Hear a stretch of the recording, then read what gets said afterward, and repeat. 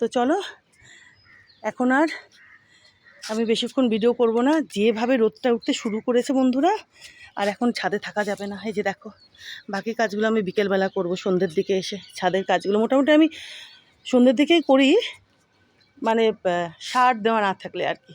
এই যে টুকটাক যে যে যে পাতাগুলো হলুদ হয়ে যায়, শুকিয়ে যায়, যে আগের ফুলগুলো যেগুলো শুকিয়ে যায়, যেগুলো ফেলার থাকে আর কি, সেগুলো বিকেলবেলাতে করি। সকালেও মাঝে মাঝে করি, সেটা না সকালে যে করি না সেটাও করি। কিন্তু আজকে সূর্যদেবকে দেখো তোমরা বন্ধুরা, সূর্যদেবকে দেখো, দেখেছো?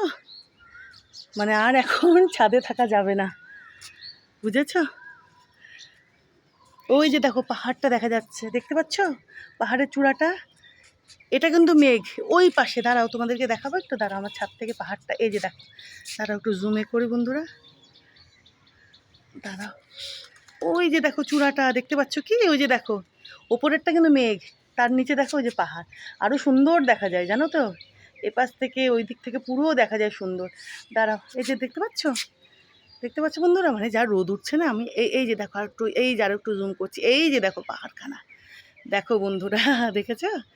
এই যে দেখো, তোমাদের সেদিন বলেছিলাম না আমার বাড়ির ছাদ থেকে খুব সুন্দর পাহাড় দেখা যায়। এই যে দেখো, দেখেছো বন্ধুরা? দেখো উপরেরটা মেঘ, আর এই যে দেখো পাহাড়ের চূড়া, পাহাড় এই পাশ দিয়ে পুরো দেখা যায়।